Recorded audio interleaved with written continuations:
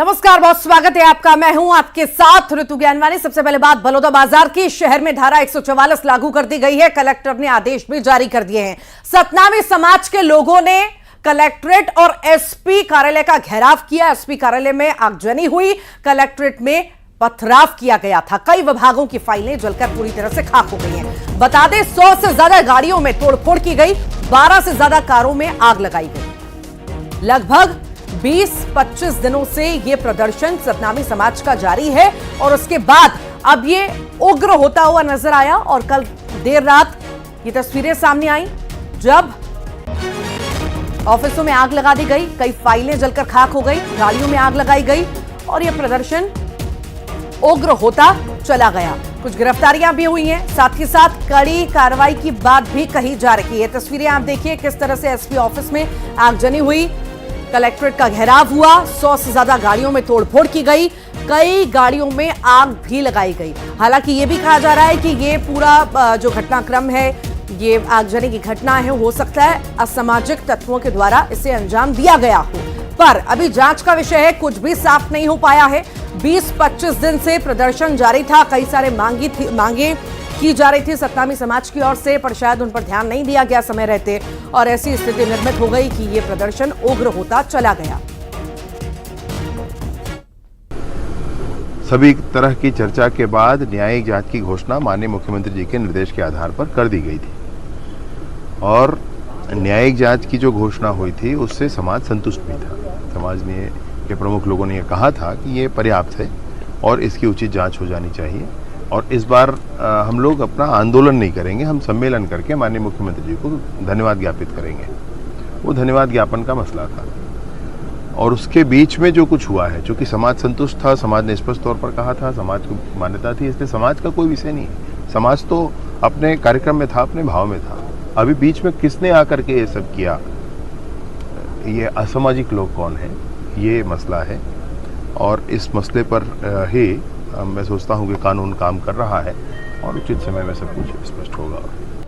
इनका ये था कि हम शांतिपूर्ण ज्ञापन सौंपेंगे, लेकिन आकर के यहाँ स्थिति को देखे हैं, जायजा किए हैं, तो उससे ऐसा लगता है कि बहुत सारे चीज़ पत्थर हैं, तो पेट्रोल का बॉटल मिला, पत्थर मिला, लाठी से तोड़ फोड़ किए हैं, तो ऐसा लगता है कि कहीं न कहीं इसमें किसी असामाजिक तत्वों का कुछ प्लानिंग रहा होगा, योजना रहा होगा, तब इतना बड़ा कांड किए हैं और ये जांच में पता चलेगा कि क्या इसमें है।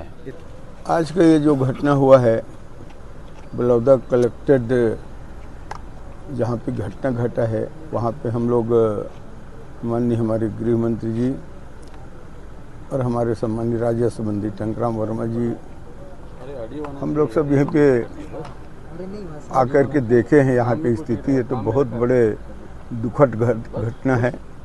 ऐसे घटना घटित नहीं होना चाहिए, लेकिन घटना घटा है, बहुत दुखद है और इसमें असामाजिक तत्व के द्वारा इतना बड़े घटना को अंजाम दिए हैं।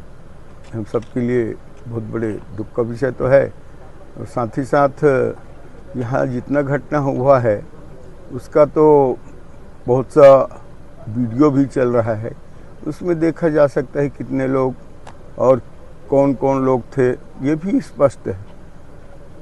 तो ये एक रणनीति के तहत किया गया है और देख सकते हैं ये वही नज़ारा है और वही मंजर है जब कल प्रदर्शनकारी यहाँ पर पहुँचे थे दोपहर में, और यहाँ पहुँचने के बाद किस तरह से कार और तमाम जो वाहन है उस पर आग लगाई गई। हम बीती रात तक यहाँ मौजूद थे, गृह मंत्री और तमाम आला अधिकारी यहाँ पर पहुँचे हुए थे।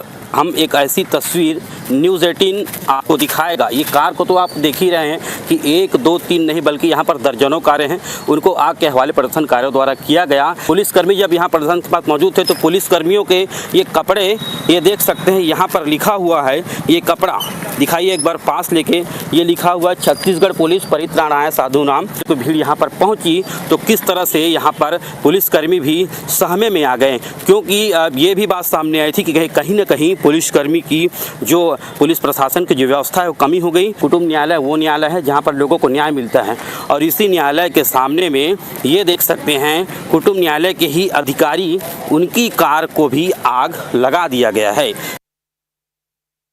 ये देखिए तस्वीरें सहयोगी ने दिखाई कि किस तरह से गाड़ियों में आग लगाई गई, वर्दी यहां पर जलाई गई।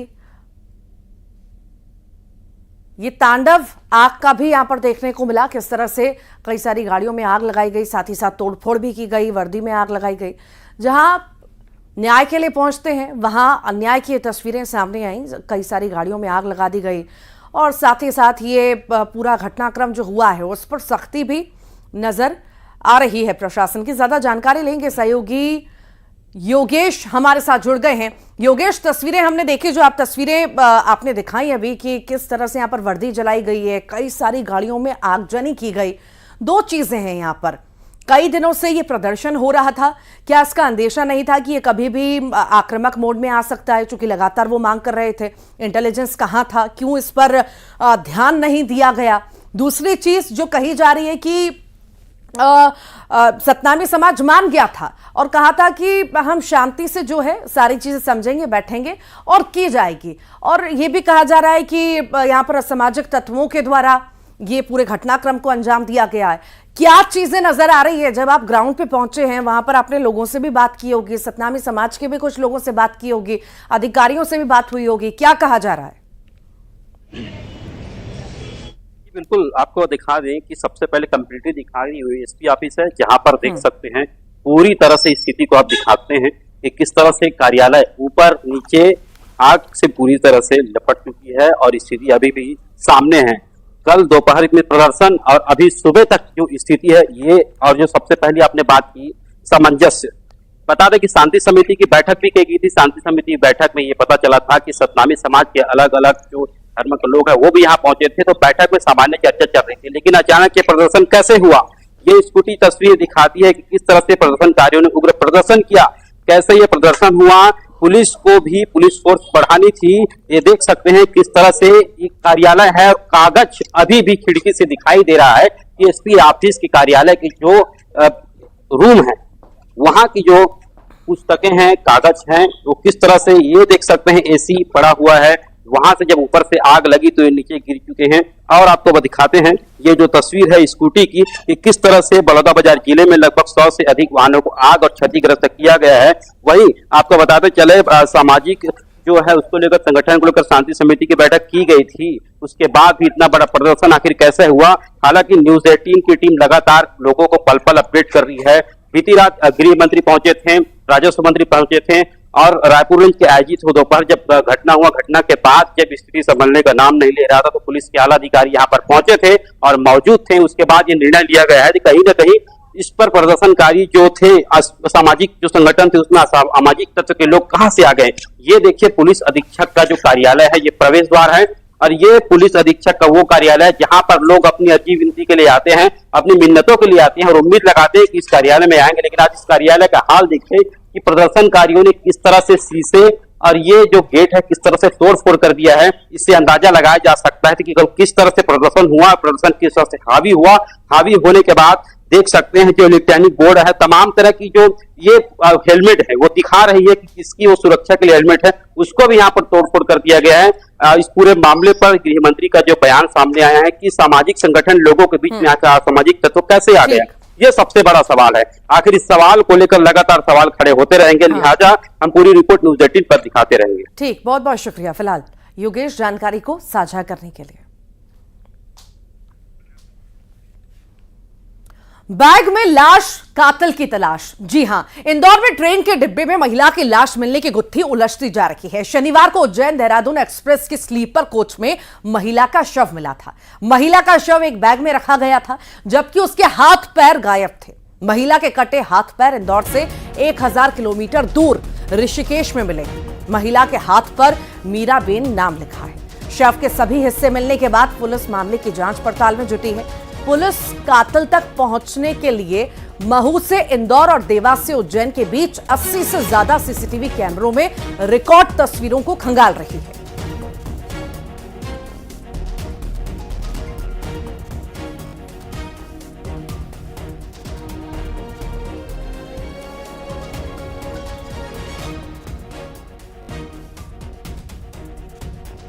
तो कातिल की तलाश इस पूरे मामले में अभी जारी है। ये गुत्थी अभी तक सुलझ नहीं पाई है कि आखिर ये जो है युवती कौन थी, कहां की रहने वाली थी, किसे इसने मारा है और इतनी निर्मम हत्या इसकी की गई है, ये सभी पहलू पर जांच पड़ताल अभी चल रही है। पर देखिए किस तरह से निर्मम हत्या की गई है, कौन है वो आरोपी, इसका भी पता लगाया जा रहा है, पूछताछ हो रही है, तमाम जगह के सीसीटीवी भी खंगाले जा रहे हैं। अब जो है नया अपडेट इस मामले में यह आया है कि अभी जो लाश मिली थी, जो बैग में लाश मिली थी, उसके हाथ पैर गायब थे। अब हाथ पैर जो मिले हैं वो ऋषिकेश से बरामद किए गए हैं। अब इस मामले में ये नया मोड़ आया है, जांच पड़ताल का विषय है कि आखिर 1000 किलोमीटर दूर हाथ पैर कैसे मिले हैं। क्या वहां पर हत्या की गई थी, ये निर्मम हत्या वहां पर हुई थी और वहां पर हाथ पैर छोड़ दिए गए और यहां पर बैग में बाकी लाश को ट्रेन में छोड़ दिया गया। इन सभी पहलुओं पर जांच पड़ताल जारी है। कहां की रहने वाली युवती थी, कौन थी, इस सभी पहलू पर जांच पड़ताल जारी है। ज्यादा जानकारी के लिए हमारे साथ ऋषिकेश से सहयोगी आशीष डोभाल जुड़ गए हैं। आशीष, ये मामला जो है, मिस्ट्री जो है लगातार अनसुलझी सी होती जा रही है।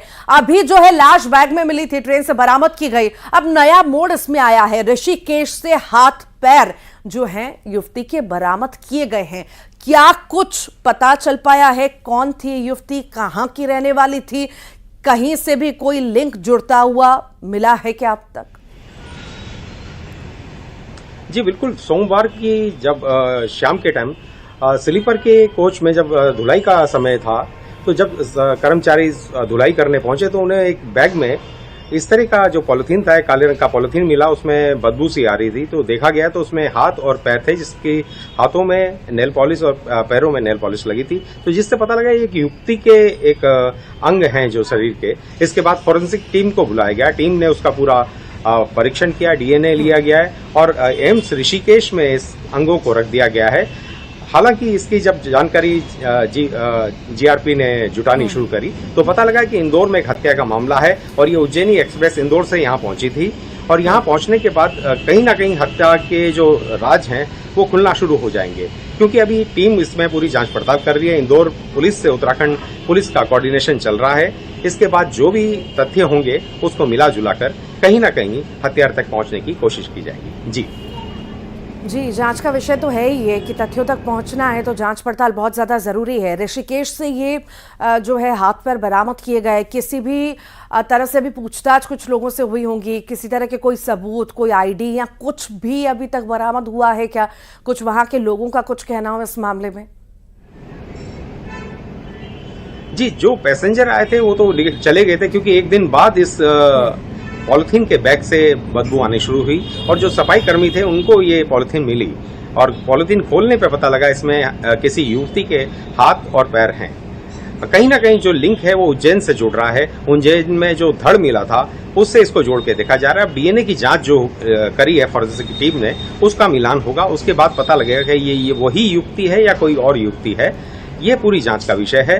और हालांकि अभी जो पुलिस से हमारी बात हुई है वो कह रही है हम सीसीटीवी की जो फुटेज है उसको भी खंगालने की कोशिश कर रहे हैं और जैसी जैसी तथ्य मिलेंगे उसके बाद जानकारी सामने आएगी। जी, डीएनए अभी जो है टेस्ट हुआ है पर अभी रिपोर्ट्स आना बाकी हैं। रिपोर्ट्स आएंगी तो और क्लियर हो जाएगा क्या ये जो हाथ पैर मिले हैं उसी युवती के हैं। और भी सभी पहलुओं पर जांच पड़ताल चलती रहेगी। आप नजर लगातार बनाए रखिएगा, आपसे अपडेट लेते रहेंगे। फिलहाल बहुत शुक्रिया। गरियाबंद से खबर है, इलेक्ट्रिक स्कूटर में आग लग गई। आग लगने से हड़कंप मच गया। बैटरी चार्ज करते समय आग लगी और फिलहाल आग पर काबू पा लिया गया है। पर लगातार हम इलेक्ट्रिक वाहनों की तस्वीरें देख रहे हैं कि इस तरह से इलेक्ट्रिक वाहनों में अचानक से आग लग रही है और पूरी तरह से ये वाहन चपेट में आते हैं और जल जाते हैं। कहीं ना कहीं शॉर्ट सर्किट भी वजह बताई जाती है कि इलेक्ट्रिक वाहनों में शॉर्ट सर्किट होता है और आग लग जाती है। कुछ ऐसी ही तस्वीर गरियाबंद से सामने आई है। ये इलेक्ट्रिक स्कूटर में आग लगी। दरअसल बैटरी चार्जिंग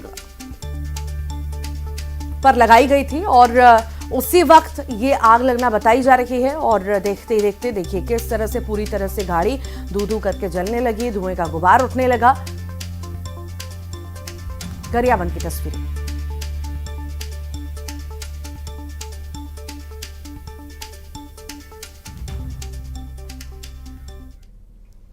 दंतेवाड़ा में रेत माफिया पर बड़ा एक्शन लिया गया है। बालूद रेत खदान में छापा मारा गया है। रेत माफिया के खिलाफ प्रशासन की यह बड़ी कार्रवाई देखने को मिली। अवैध रूप से रेत ले जा रहे 4 हाईवा भी जब्त किए गए हैं। खदान पर यह छापा मारा गया और माफियाओं में इससे हड़कंप भी मच गया।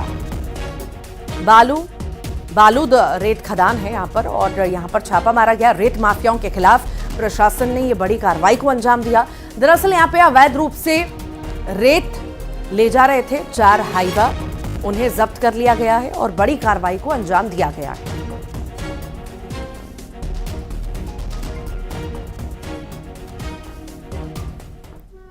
श्योपुर में चोरी करने आए चोर चोरी छोड़कर भाग निकले। बता दें कि रात के अंधेरे में चोरों ने घर में धावा बोला। ताला तोड़ने की आवाज सुनकर मोहल्ले के लोग उठ गए, जिसके बाद चोरों ने भागना ही मुनासिब समझा। लेकिन चोरों के भागने का वीडियो जो है सीसीटीवी में कैद हुआ। आपको बता दें 2 दिन पहले ही इस इलाके में शिव मंदिर प्रांगण में चोरी हुई थी। लोगों ने पुलिस की कार्रवाई पर अब सवाल भी उठाए हैं। कोतवाली थाना क्षेत्र का ये पूरा मामला है।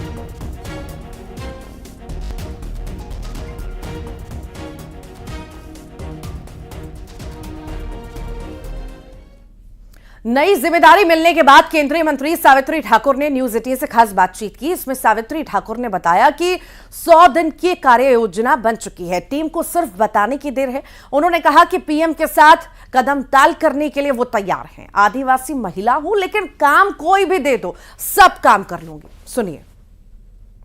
मंत्री सावित्री ठाकुर मेरे साथ हैं। मैम, न्यूज 18 की तरफ से बहुत बहुत बधाई।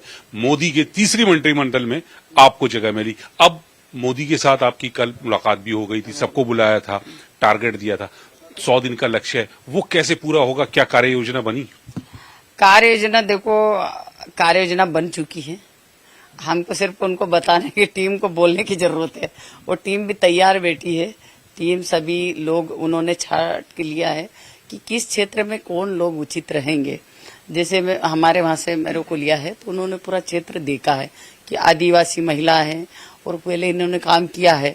इस दृष्टि से 5 लोगों को मंत्री बनाया है और उसी हिसाब से उन्होंने डिवाइड करेंगे। अब वो जितना उन्होंने सोचा होगा, हमको जैसे ही जिम्मेदारी मिलेगी हम उस पर काम करेंगे। और उन्होंने पहले से कह दिया कि हमको सिर्फ देश के विकास के लिए करना है काम और देश को आगे बढ़ाना है। मैम, आप आदिवासी हैं और इस वक्त आप मोदी के साथ हैं, तो यहाँ पे आप मानसिक रूप से तैयार हैं 18 घंटे 24 में से 18 घंटे काम करने के लिए? मैं आपको बता दूं, मैं चुनाव ने उसके पहले भी मैं 20-20 घंटे जगती हूँ और 20 दिन में 15 दिन तो खुद जगी हूँ, रात और दिन। और हमारे इसमें आदिवासियों में ये नहीं होता है कभी भी। हमारे जब भी पहाड़ी में ले जाओ, तुम किसी काम में बिड़ा दो, आदिवासी पीछे नहीं देता है। तो मतलब आप तैयार है मोदी से कदम ताल करने के लिए? बिल्कुल, हम तैयार है। मेरे को कौन सा काम दे दो वो काम करने के लिए तैयार। हम एक काम में पीछे नहीं है। महिला भले आदिवासी है तो आदिवासियों को सबसे ज्यादा खेती किसानी का काम आता है और हम लोग उसमें पारंगत है। हम हर चीज जानते हैं, आप चाहे जो सा काम करा लो। मैम, आप धार से हैं, मध्य प्रदेश से हैं, तो यहाँ दिल्ली में आप केंद्र में प्रतिनिधित्व करें, तो अब ज्यादा आपका रुझान जो है मध्य प्रदेश और धार के विकास का हुआ, तो कैसे होगा ये? कुछ गुरु मंत्र पीएम की तरफ से दिया गया है? देखो, गुरु मंत्र तो वो पहले से उन्होंने दे दिया है। सिर्फ उनका यही गुरु मंत्र है, काम अच्छे से करना है। आप दिल्ली रहो कि धार रहो कि कहीं भी रहो, काम करना है वहाँ क्षेत्र के लिए और क्या अच्छा कर सकते हैं वो करना है। और आइए अब देखेंगे खबरों का 2020। इंदौर में शोरूम के गैराज में लगी आग की चपेट में आई 10 से 12 गाड़ियां।